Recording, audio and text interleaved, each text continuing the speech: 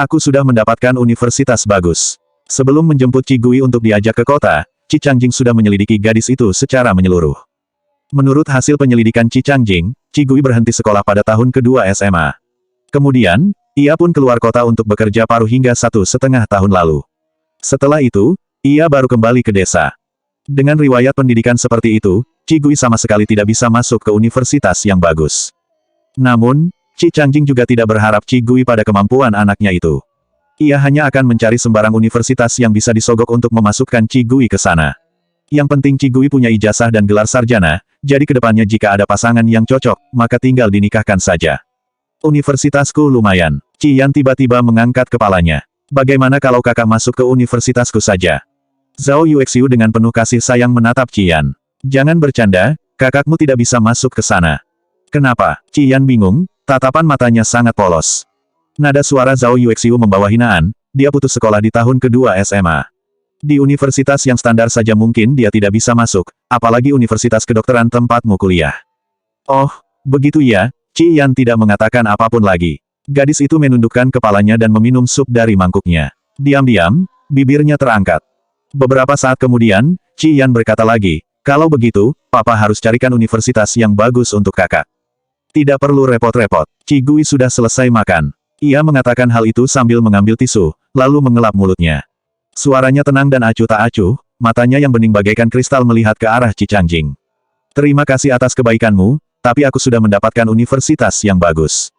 Sudah dapat. Universitas mana? Qi Changjing terkejut. Qi Gui menjawab singkat, Universitas Kedokteran Kotanan. Awalnya Qi Gui memang mempelajari ilmu bedah saraf, jadi sekolah kedokteran memang paling cocok untuknya. Ia bisa bersantai sambil membantu rekan kerjanya di masa depan. Bubur yang ada di dalam mulut Qi Yan hampir menyembur keluar, ia melotot ke arah Qi Gui dengan mata melebar.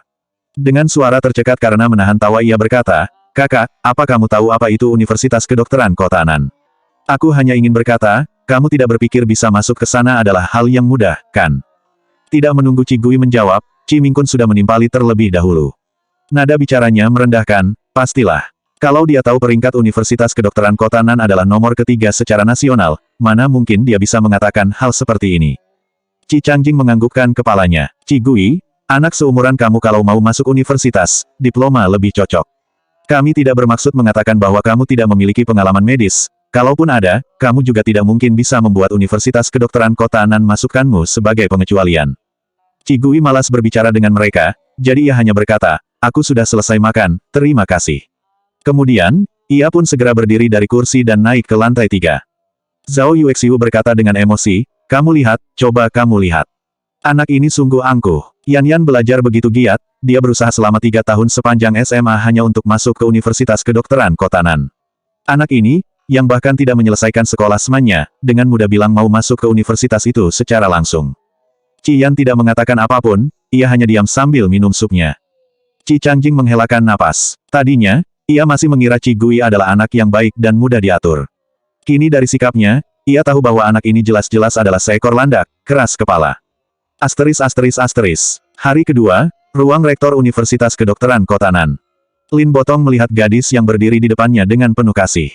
Qi Gui, bagaimana cedera tanganmu sekarang?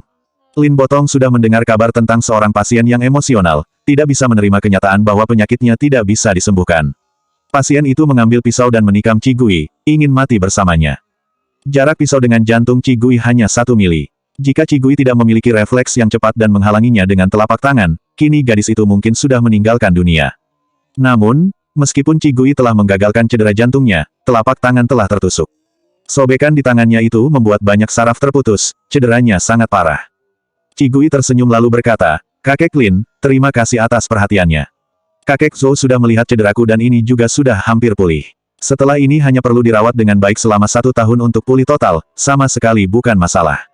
Sebelum Lin Botong menjadi rektor di sini, ia merupakan salah satu anggota kelompok ahli tingkat tinggi dari Akademi Kedokteran Nasional. Saat Qi Gui masuk akademi itu, ia masih berumur 20 tahun dan merupakan anggota paling muda. Bab 12 Siapa dia sebenarnya? Para anggota kelompok itu sangat suka dengan gadis yang tidak banyak bicara, fokus dalam mempelajari neurologi, dan juga ingin berkontribusi pada bidang kedokteran dengan sepenuh hati. Lin Botong juga merupakan ahli bedah saraf dalam kelompok itu dan Qi Gui pernah belajar di bawah pimpinannya. Ia selalu menganggap gadis itu sebagai cucunya. Sedangkan Zhou Wei adalah ahli bedah tangan dalam kelompok tersebut. Mengetahui bahwa Zhou Wei merawat luka di tangan Qi Gui membuat Lin Bontang tenang. Hanya saja, ia tetap merasa sakit hati. Karena ulah seorang pasien yang emosional, bintang baru di dunia medis seperti Qi Gui hampir saja jatuh. Bagi seorang dokter bedah yang harus melakukan operasi setiap hari, jika cedera di tangan tidak bisa sembuh total, maka karirnya pun bisa dinyatakan hancur. Bagaimanapun, operasi merupakan pekerjaan yang sangat rumit dan pengontrolan tangan sangat penting. Sedikit kesalahan saja bisa membuat pasien meninggal dunia. Apalagi, dokter bedah saraf seperti Qi Gui yang harus melakukan operasi pada bagian otak manusia. Lin Botong melihat wajah Qi Gui yang teduh, ia pun menghelakan napas. Kamu tidak menyesal. Dengan kecerdasanmu, jika kamu memilih pekerjaan lain, kamu tetap bisa mendapatkan penghasilan yang tinggi.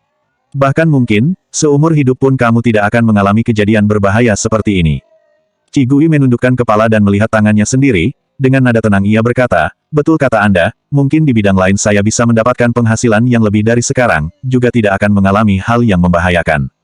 Qi Gui berhenti sejenak, ia mengangkat kepalanya dan melihat Lin Botong dengan tatapan mata yang menyilaukan bagaikan bintang di langit, lalu berkata, tetapi, ketika melihat pasienku meninggalkan rumah sakit dalam kondisi sehat, rasa pencapaian karena telah menciptakan keajaiban hidup seperti itu adalah perasaan yang tidak bisa dimiliki di bidang lain. Lin Botong pun tertawa. Betul sekali. Ada sebuah pepatah mengatakan, perasaan ini adalah romansa khusus yang hanya bisa dinikmati oleh kita, para pekerja medis. Orang lain tidak akan bisa mengerti perasaan ini. Kedua orang itu berbincang santai untuk beberapa saat. Kemudian, Lin Botong akhirnya menanyakan hal serius kepada Qi Gui, bagaimana kalau kamu jadi dosen saja? Meskipun kamu secara khusus mempelajari ilmu bedah saraf, tapi dengan pengetahuan dan pengalamanmu, itu sudah cukup untuk mengajar para mahasiswa baru. Qi Gui tertawa, jangan, Anda cukup menjadikanku sebagai mahasiswa tahun ketiga saja. Saya hanya ingin beristirahat, Anda jangan memberikan saya pekerjaan. Orang tua ini, hanya dalam waktu yang singkat saja sudah memperlihatkan ekor rubahnya. Dulu ketika Qi Gui ada di dalam kelompok tersebut, Lin Botong selalu menyuruhnya untuk melakukan hal-hal di luar kewajibannya. Sekarang sudah berbeda, ia tidak akan mau dibodohi lagi oleh kakek ini. Niatnya ketahuan, Lin Botong dengan menyesal mengaitkan sudut bibirnya, sama sekali tidak terlihat seperti akademisi yang bermartabat. Lin Bontang pun berkata, kamu sudah tidak mudah tertipu ya. Memang anak kalau sudah dewasa itu tidak seru. Baiklah, demi cederamu, kali ini aku melepaskanmu. Sesaat kemudian, Lin Botong melakukan panggilan telepon. Tidak lama setelah itu, seorang pria parubaya muncul membawa berkas berisi jadwal kelas. Rektor Lin, ini adalah jadwal kelas tahun ketiga Departemen Bedah Saraf yang Anda inginkan, kata pria parubaya itu. Lin Botong mengambilnya dan serahkan kepada Qi Gui, coba kamu lihat. Qi Gui menerima berkas itu dengan dua tangan. Terima kasih kakek Lin, kalau begitu saya pamit dulu. Lin Botong melambaikan tangannya sambil berkata, sekarang kita sudah satu universitas, kalau ada waktu, sering-sering berkunjung ke sini ya.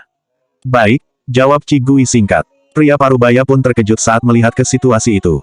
Rektor Lin sudah menjabat di universitas itu selama 3 tahun, tapi ini adalah pertama kali pria parubaya tersebut melihat doktor yang berstatus tinggi itu begitu ramah terhadap seseorang. Pria parubaya melihat Qi Gui menutup pintu. Setelah itu, dengan tidak sabar ia bertanya, Rektor Lin, dia adalah... Lin Botong tersenyum. Liu, jangan bilang aku tidak membantumu. Kedepannya, di kelas anatomimu, kamu boleh banyak bertanya kepada mahasiswa ini dan biarkan dia melakukan anatomi. Lebih baik kamu jangan turun tangan, kamu cukup berdiri di sampingnya sambil mengajukan pertanyaan saja. Liu Yiwei semakin terkejut mendengar perkataan Lin Bontang. Rektor Lin, siapa dia sebenarnya? Awalnya, Liu Yiwei berpikir gadis itu adalah saudara atau kenalan Lin Bontang. Namun dengan penjelasan dari Lin Botong sebelumnya, terlihat bahwa rektor ini sangat mempercayai kemampuan gadis itu. Bahkan berbicara seolah-olah kemampuan gadis itu di atas Liu Yiwei. Bab 13 tunggu Qi Gui datang. Liu Yiwei sedikit tidak mempercayai telinganya. Kini ia sudah berusia 50 tahun, baik dari segi kualifikasi maupun pengalaman, kemampuannya sudah hampir menyamai para anggota kelompok ahli tingkat tinggi dari Institut Nasional Penelitian Medis Bidang Bedah Saraf. Gadis itu masih sangat muda, tapi dia sudah memiliki kualifikasi yang pantas untuk dibandingkan denganku. Liu Yiwei bertanya-tanya dalam hati. Detik selanjutnya, Liu Yiwei mendengar Lin Botong berkata, dia ya, bisa dibilang muridku juga. 4 tahun lalu, dia masuk ke kelompok ahli tingkat tinggi di Institut Nasional Penelitian Medis, dia pernah bekerja bersamaku selama setahun. Mendengar penjelasan itu, Liu Yiwei tidak bisa berkata-kata. Lin Botong mengambil secangkir teh yang ada di mejanya, meminumnya, lalu menghelakan napas dengan senang. Sebarkan kabar ini kepada dosen lainnya. Nanti ketika masuk kelas, kalian jangan ragu untuk melakukan tanya jawab dengannya. Ini adalah kesempatan yang bagus untuk perkembangan para mahasiswa kampus kita. Gadis kecil itu ingin menolak permintaannya, ia masih terlalu muda. Fuzi berdiri di tengah toko, matanya menyapu seluruh rak persediaan medis. Pria itu memakai kemeja putih, celana formal hitam, serta jas hitam panjang sebagai luaran yang membuat badan tingginya terlihat tegak dan ramping. Wajah Fuzi terlihat tampan. Di balik kacamata berbingkai emas yang ia pakai, mata monolitnya gelap bagaikan tinta, terlihat tajam. Qin Sheng berdiri di samping Fuzi. Saat melihat tuannya itu, ia pun merasa takjub. Pria yang disayangi Tuhan memang berbeda, pikir Qin Sheng. Ia memerhatikan sekitarnya. Toko itu adalah toko yang sangat biasa, tapi saat Fuzi berdiri di depannya, kelas toko itu bagaikan ikut meningkat. Qin Sheng sudah bisa memprediksi, kedepannya toko itu pasti akan menjadi populer karena keberadaan Fuzi. Tuan Fu, apa Anda sudah puas? Sekali lagi saya katakan kepada Anda, toko ini adalah toko yang saya pilih setelah mempertimbangkannya untuk waktu yang lama, kata Qin Sheng. Pria itu kemudian melanjutkan, toko ini terletak pas di samping Universitas Kedokteran Kota Nan, tempatnya sangat strategis dan merupakan pilihan pertama para mahasiswa. Nona Qigui, kecuali kalau dia tidak butuh belanja, pasti akan memilih toko ini. Mata Fuzi fokus melihat barang-barang yang ada di dalam toko. Barang-barang di sini semuanya sudah dipilih yang mereknya bagus. Fuzi tidak tertarik dengan barang-barang medis, tapi jika barang itu nantinya akan dipakai oleh Qigui, maka mereknya harus yang paling bagus. Tentu saja, Qin Sheng menganggukkan kepala, aku sengaja mencari ahli medis di kota besar Jing untuk memastikannya. Barang-barang itu mungkin akan dipakai oleh calon bos wanitanya, mana mungkin Qin Sheng berani main-main. Fuzi menganggukkan kepalanya dengan puas. Mengingat Qigui yang suka tawar-menawar, Fuzi berpikir bahwa Qigui pasti sangat pelit. Jari tangannya yang ramping mulai mengetuk-ketuk meja. Tiba-tiba, Fuzi berkata, Qin Sheng, coba kamu pergi promosi kepada para mahasiswa. Katakan di toko kita sekarang sedang ada promo diskon 90%, kalau punya voucher diskonnya jadi 95%. Promosi kepada seluruh mahasiswa kah? Qin Sheng belum sempat memproses perintah Fuzi. Mata Fuzi yang cantik melirik Qin Sheng dengan dingin. Menurutmu? Qin Sheng segera mengisyaratkan, oke, dengan jarinya, saya mengerti. Setelah menyelesaikan prosedur pendaftaran, mengambil buku dan barang-barang yang diperlukan, Qigui pun bersiap meninggalkan kampus. Namun pada saat yang bersamaan, sebuah pesan masuk ke ponselnya. Qigui mengeluarkan ponselnya dan melihat, ternyata itu adalah sebuah pesan promosi. Toko di samping kampus sedang melakukan diskon besar dengan tema, menunggu kedatanganmu. Diskon di toko itu sangat banyak. Pesan itu bahkan memberikan sebuah voucher kepada Qigui, seakan-akan takut tidak rugi. Gadis itu pun merasa bahwa pemilik toko itu kurang cerdas dalam melakukan promosi. Namun, saat ini Qigui sedang akan memulai pembelajaran tahun ketiga di Departemen Bedah Saraf. Kebetulan, ia harus menyiapkan pisau bedah sendiri. Maka dari itu, Qigui pun berjalan keluar kampus dan melangkahkan kakinya menuju toko yang sedang melakukan promosi itu. Qin Sheng sedang duduk di sebuah kursi dekat pintu di dalam toko. Matanya menatap tajam keluar, merasa khawatir. Tuan Fu, apakah promosi kita tidak terlalu berlebihan? Kalau Nona Qi mengira itu adalah modus penipuan dan langsung menghapus pesan itu bagaimana? Voucher diskon itu memang terlalu berlebihan. Toko di depannya yang memiliki slogan, bos wanita telah kabur, besok kami tutup toko ini, hari ini jual rugi, saja tidak seketerlaluan ini. Fuzi duduk di balik konter, jari tangannya yang cantik sedang bermain dengan ponselnya. Mendengar kata-kata Qin Sheng, dengan yakin ia berkata, dia pasti akan datang. Bab 14 Aku takut dagu kalian jatuh jika aku mengatakannya. Qin Sheng tidak mengerti dengan keyakinan Fuzi, Tuan Fu, kamu sendiri saja baru bertemu dengannya sekali. Qin Sheng berpikir, seberapapun tinggi IQ Fuzi, mana mungkin sudah bisa mengetahui sifat dan sikap seseorang dengan sangat yakin hanya dari satu kali pertemuan. Namun di luar dugaan Qin Sheng, sosok Qigui yang ramping muncul dari depan pintu. Seketika itu juga, Qin Sheng mata membuka lebar karena terkejut. Tidak mungkin, dia benar-benar datang. Batin Qin Sheng. Sebelum masuk ke dalam toko, Qigui melihat di depan toko itu berdiri seorang pria tampan yang melihatnya dengan ekspresi wajah terkejut, bagaikan melihat hantu. Qigui heran dan bertanya-tanya di dalam hati. Kemudian, ia melihat sosok Fuzi yang duduk di belakang konter. Mata Fuzi sedang fokus melihat ponselnya. Wajahnya yang tampan, pupil mata yang gelap dan tajam di balik kacamata berbingkai emas itu tidak menunjukkan ekspresi apapun. Kemeja putih yang polos yang melekat di badannya tampak sangat mahal. Melihat kemunculan Qigui, sudut mulut Fuzi terangkat. Dengan suara rendah yang sedikit menggoda ia berkata, bertemu lagi, sepertinya kita memang ditakdirkan. Qigui bertanya, kamu pemilik toko ini. Akhirnya, diskon yang mencurigakan itu pun bisa dijelaskan. Fusi sudah terkenal dengan pemikirannya yang tak tertebak. Jika pria itu melakukan sesuatu hal yang aneh, maka orang lain tidak perlu heran lagi meskipun hal itu adalah sesuatu hal yang sangat konyol. Pasalnya, hal konyol itu pun pasti sudah dipikirkan secara mendalam olehnya. Qi Gui tidak memikirkan hal itu lebih jauh, ia hanya peduli dengan harga produk saja. Semua produk di sini dijual dengan harga diskon 95%. Fusi tersenyum, menyimpan ponselnya, kemudian berdiri dari kursi dan berjalan ke arah Qi Gui. Pupil mata Qi Gui yang bulat dan gelap dengan tenang menatap kepada Fusi. Fusi mencondongkan tubuhnya, wajahnya mendekat ke samping telinga Qi Gui, dengan nada suara yang memikat hati ia berkata, "Iya, ke depannya, tolong berikan banyak perhatian ya kepada toko aku." Kata, "aku," sengaja ditekankan dan diperpanjang oleh Fusi. Qi Gui mengaitkan alis matanya sambil melihat mata Fusi yang cantik. Wajah Fusi jika digambarkan dengan kata, sempurna tanpa celah, sama sekali tidak berlebihan. Karakternya yang dididik oleh keluarga kaya sejak kecil juga menunjukkan keanggunan bangsawan. Dulu saat masih di Institut Nasional Penelitian Medis, Qi Gui sering mendengar murid-muridnya berbicara tentang betapa menawannya Fusi. Bahkan jika ada kesempatan untuk dipermainkan olehnya sekali saja, mereka pun sangat rela. Kini, Qi Gui melihat Fusi dari jarak dekat. Pria itu memang memiliki modal untuk membuat orang tergila-gila kepadanya, tapi... Qi Gui berbicara dengan sedikit heran, "Aku tidak tuli, kenapa kamu harus mengatakannya begitu dekat?" Fusi terdiam. "Hah?" Qin Sheng menutup mulut sekuat tenaga dengan kedua tangannya dan segera berlari keluar dari toko. Ia takut jika terus berdiri di sana, dirinya akan keceplosan dan tertawa terbahak-bahak. Qin Sheng berlari terus hingga melewati 2 blok, kemudian ia berhenti. Pria itu mengeluarkan ponselnya dan melihat di grup chat, ada pesan yang masuk. Seseorang di grup chat menulis, "Apa sih yang menarik di kota Nan? Kenapa kamu dan Tuan Fu tidak mau meninggalkannya?" Qin Sheng membalas dengan misterius, "Kalau aku beritahu, aku takut dagu kalian jatuh. Tapi aku tidak berani mengatakannya." Detik selanjutnya, muncul berbagai balasan di grup chat itu yang penuh dengan rasa penasaran dan emosional. Qin Sheng dengan puas menyimpan kembali ponselnya. Perasaan karena memiliki rahasia besar yang hanya diketahuinya sendiri ini membuat pria itu sedikit puas.